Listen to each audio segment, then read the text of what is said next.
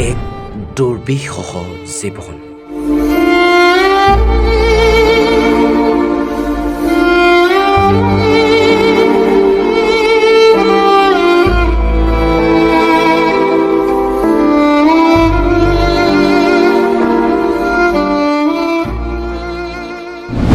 এটা ভগা জুপুৰিতে দিন অতিবাহিত।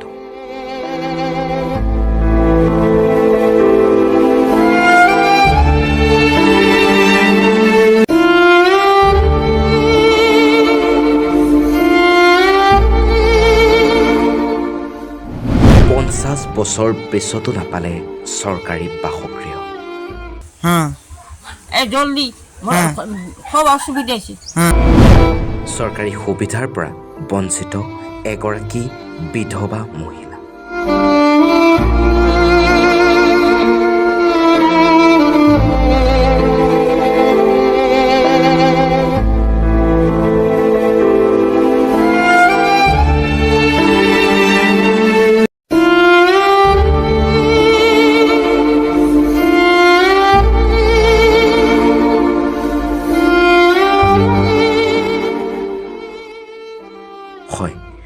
গোলকগঞ্জৰ অন্তৰ্গত জজকাল পাত ৩ৰ বাসিন্দা কুসুমবালা ৰায়ৰ ঘৰৰ অৱস্থা দেখিলে আপোনাৰো চকু সেমেকি উঠিব।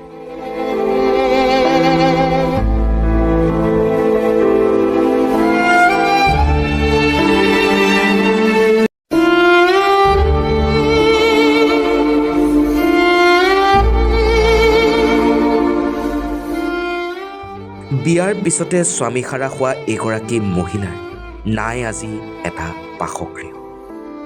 ল'ৰা ছোৱালী নোহোৱা মহিলাগৰাকী আজি একেবাৰে অসহায়।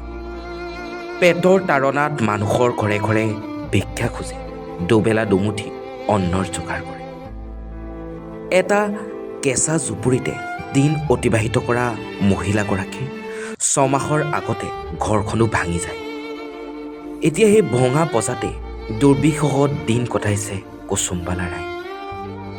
চৰকাৰী সুবিধাৰ পৰা বঞ্চিত কুসুমবালা ৰায় মেম্বাৰ প্ৰেছিডেণ্টৰ ঘৰৰ দুৱাৰে দুৱাৰে ঘূৰি বৰ্তমান ভাগৰুৱা হৈ পৰিছে।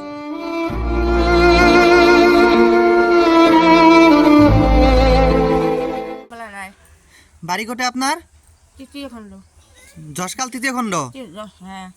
আপনার ঘর যে ভাঙছে, ঘর নাই, এটা কিছু করবেন? হ্যাঁ, কি ঘর না করবে বক। হ্যাঁ জলদি হ্যাঁ। সব অসুবিধা আছে। হ্যাঁ মুই ঘৰত থাকি নাপাওঁ, বেছি বাদ থাকোঁ। হ্যাঁ হ্যাঁ, মোৰ সংসাৰ নাই, মোৰ ছোটতে বিয়া বিদু আছোঁ। হ্যাঁ। মই কি কৰি ঘৰ দিম? আপনাৰ বেটা বেটি নাই? নাই, কামাই কৰে লোক সংসাৰ নাই? নাই। মোৰ ছোটতে ইয়ে বিদু আছোঁ। বিধবা হয়েছেন না? তা আপনাৰ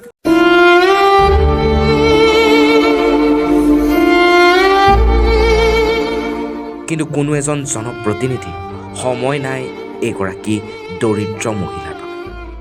নিজৰ ঘৰখন নথকাৰ বাবে বৰ্তমান য'তে ত'তে ৰাতি কটাবলগীয়া হৈছে এগৰাকী দুৰ্ভগীয়া বিধৱা মহিলা।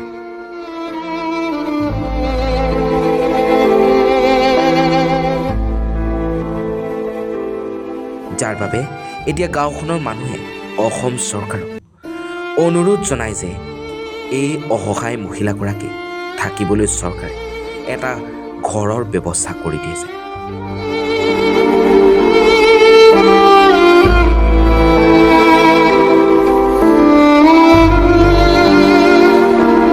কখন দাদা বিষয়ে কি হয়েছে? আছে আসলে বিধুবে মানে সিম না এই বহুত দিন থাকিয়া বাপের বাড়ির থাকে, ছোটতে মানে স্বামী মারা গেছে।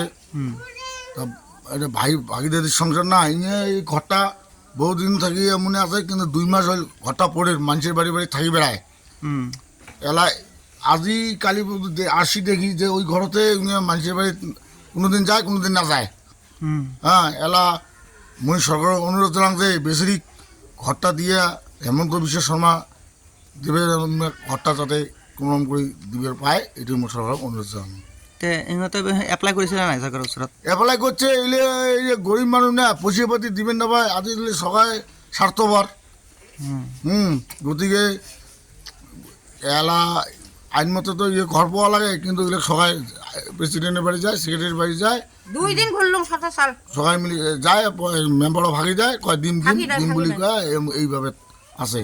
বহুত ঘর হয় যে এলা দেখা দিলে ভাঙি পড়ে। একটা কথা, ইয়ে যে ধনী মানুষ কতলে আছে, হ্যাঁ, ভাল ঘর বাড়ি, তাইও ঘর পায়, ইয়ে পায় না। হুম এবং বহুত প্রমাণ আছে। এইটোৰ ঠাইখনৰ নাম কি?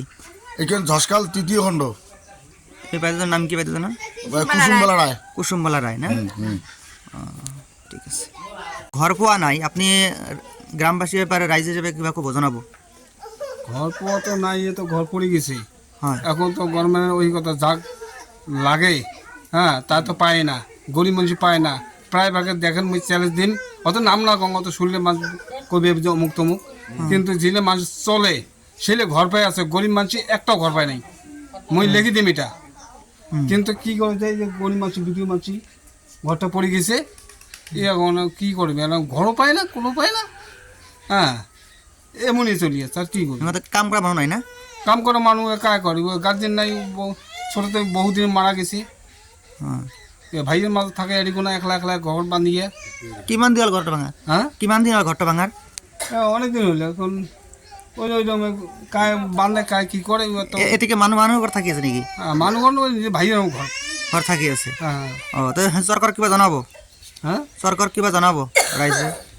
রাজ্যে সরকার কি করা হয়, সরকার তো মানে ওই যে দাবি করি বা এখন তো জানলাম যে হ্যাঁ, যে যদি সুবিধা দেয় গভর্নমেন্টে তাহলে একটা উপকার পায় গরিব মানুষই। হুম কিন্তু আমাদের রাজ্যের মানুষ, আমাদের এই গ্রামের মানুষ তো জানেনি, হুম যা পায় তারটা নিয়ে চিন্তা করে, হুম। আর গরিবের ভিতরে দেখে না। তাই এখন যদি সহায় করে, যদি হেমন্ত যদি আসে সহায় করে, তাহলে তো ভালো কথা, তাহলে বাসের উপায় আছে আর কি, নাহলে তো ওই রকমের হবে। কষ্ট করে যার কষ্টই যাবে, তার জীবনে আর কোনোদিন মানে ঘর পাওয়া কি কাম দেখায় কি তো হবার নয়, ওই মতো দিনে চলে যাবে। ঠিক আছে। আগমনিৰ পৰা মিণ্টু ৰায়ৰ report, Assam north east news live.